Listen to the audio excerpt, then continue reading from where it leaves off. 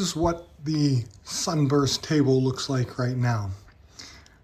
With any project that you have 72 individual pieces coming together, they are relatively flat to each other, and yet in some cases there's a little lip, a little bump, a little hump here and there. Since I don't have a 4-foot wide sander and I don't have access to any industrial size sanders anywhere near where I live in Montana, I have set my router to cut a 32nd of an inch off, and I'm going to use that to start to route flat my Sunburst table.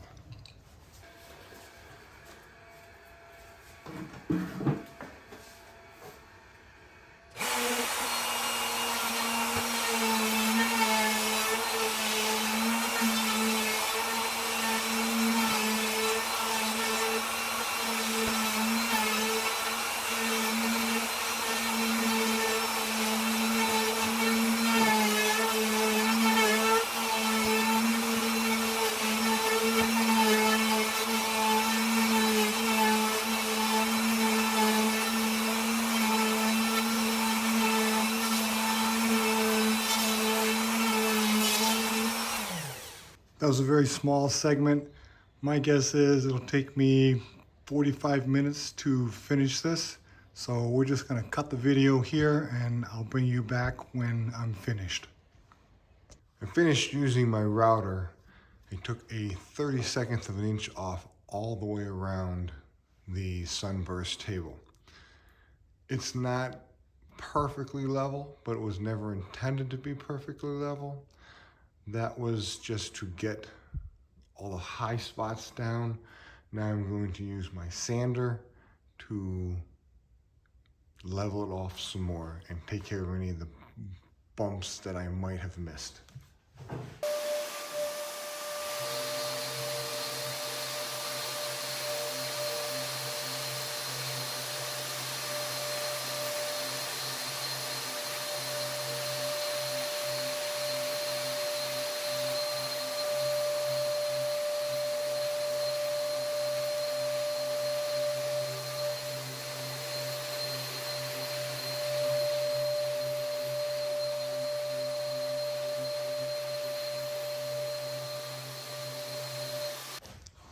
Just finished sanding with 100 grit sandpaper to get it smooth.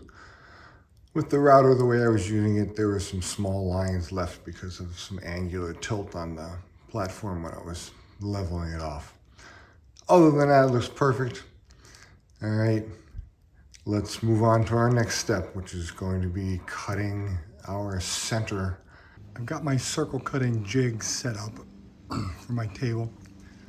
I've made it one pass to make sure that everything's working correctly. Now I will make another couple passes.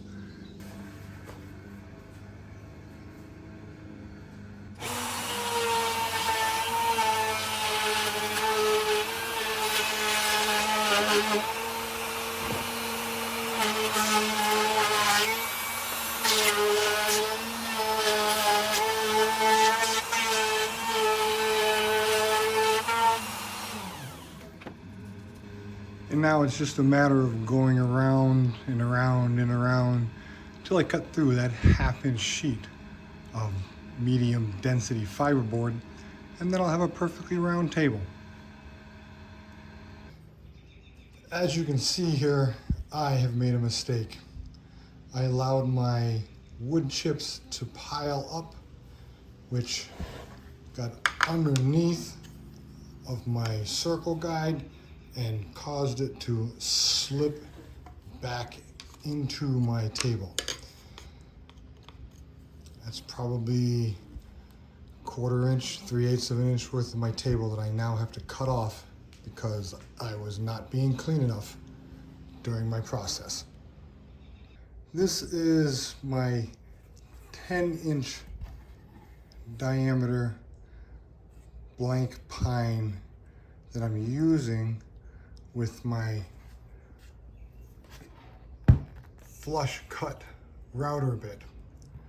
I'm going to run the router bit along this edge, and I will cut out all of these extending pieces so that I can get my 9-inch bookend centerpiece put in.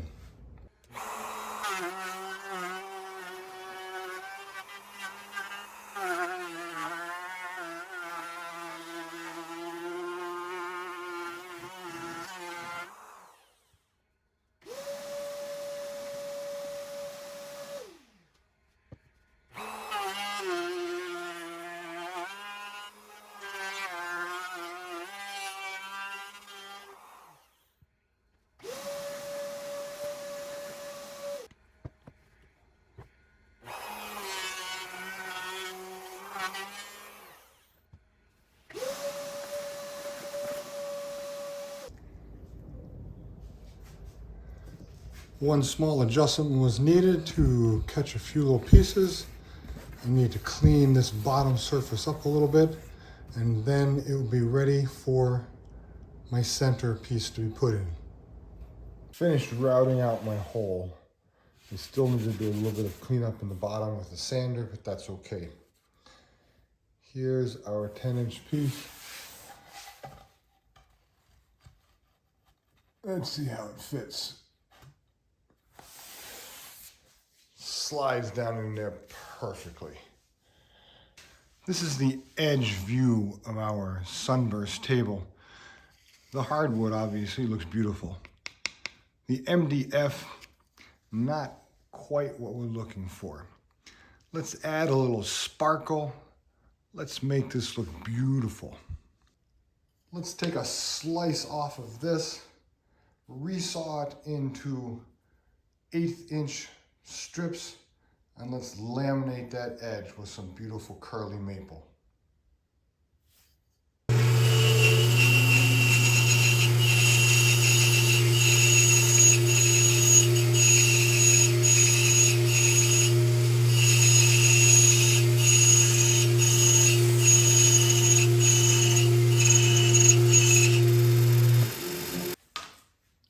I've taken one strip of my resaw maple, and I've used a pipe clamp to hold down this end. And now I'm going to bend it around just to make sure my wood doesn't snap on me.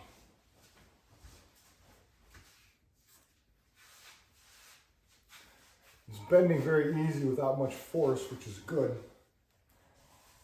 Fits very nicely. Right height. Will look beautiful once it's finished. I've never glued such a long resawn strip. These strips are 6 feet 4 inches long. I'm not quite sure how to do this, but I'm going to give it a try. I'm going to use my Tight Bond 3. I'm going to apply some glue just in this small area where the clamp is and let it set. That way I'm sure I have one end that is tagged in tight, and then I will be able to glue a larger section.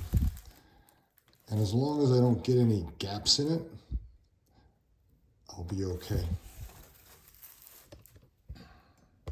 I've used my Tight Bond Type 3 glue, and I've just glued this very small area here.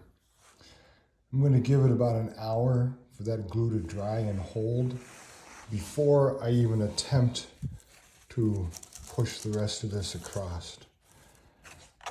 I'll go as far as I can in a sweep until I see it start to buckle. Once I see it start to buckle, I'm going to have to back off and reclamp. I don't know how many times I may have to clamp this. I don't know how many sections I'm going to need to do. It's all brand new to me, but I'll figure it out. Well, it's looking as if I can do about 12 inches at a time, going all the way around. It's the only way I can keep that resawn strip snugged up tight against my table. This is going to take quite a long time, seeing as how I have to wait about 30 to 35 minutes between each application for my glue to dry. After routing out your 10-inch circle, it always ends up being slightly larger than the actual wood piece, which gives us a fairly good pocket here. I've mixed up some West 105 system with some metallic black, and I will fill in this whole circle so that it's no more of a gap.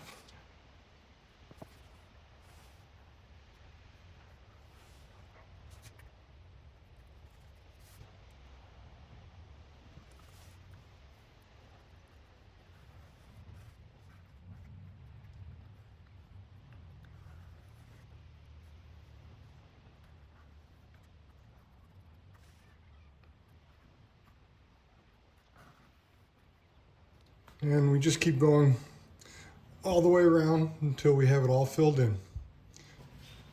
Once you've put epoxy all the way around the ring and it settles down, it saves you a lot of time later on sanding if you get some type of a flat edge and scrape off as much of the excess as possible.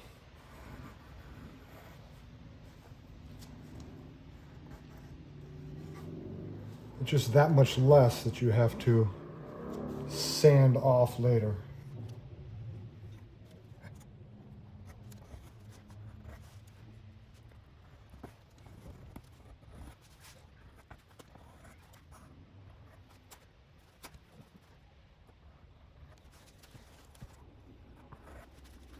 It's not perfect. There's still a lot to sand off later, but it's starting to harden, and I don't want to get strings being pulled up out of my crack because I'm trying to remove the excess epoxy.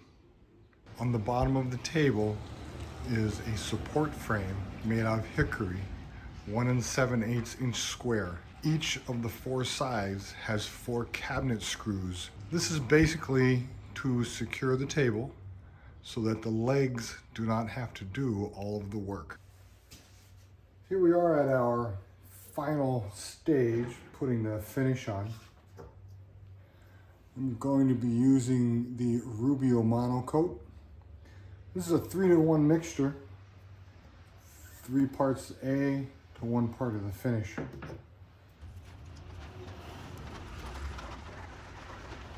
So I've drawn up 9 mLs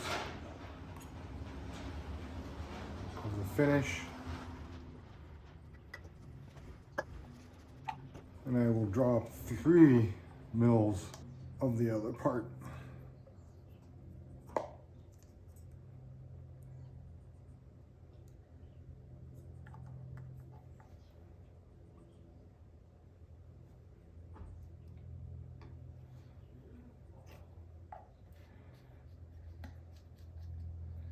That just doesn't look like it's near enough to do a table this size. So I'm going to double it. Put another 9 mils of part A and another 3 mils of part B.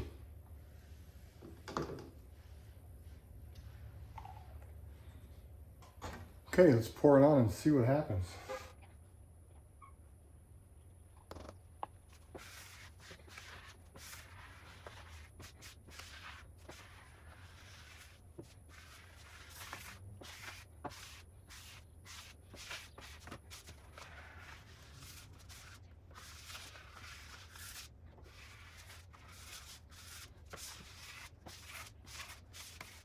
And even though it's supposed to spread a long way, they still didn't make enough.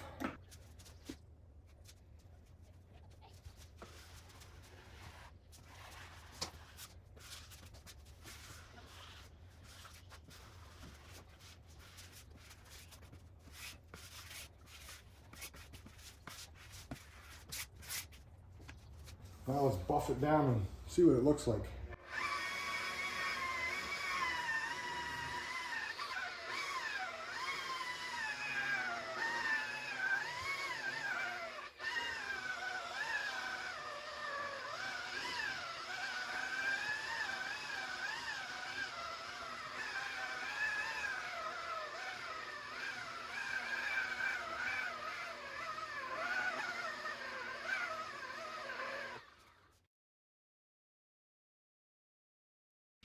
Here is our Sunburst table in its finished form.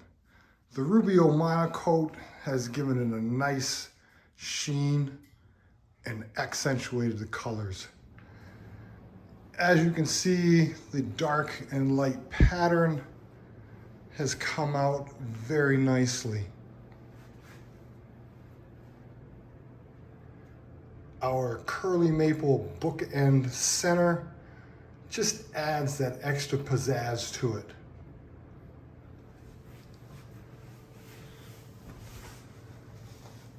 On the edge, you can see the tiger stripe maple laminate that I put all the way around. Just cleans it up and gives it a little extra kick. Underneath, we have our square tongue and groove hickory holding our table nice and square. And then our black iron legs,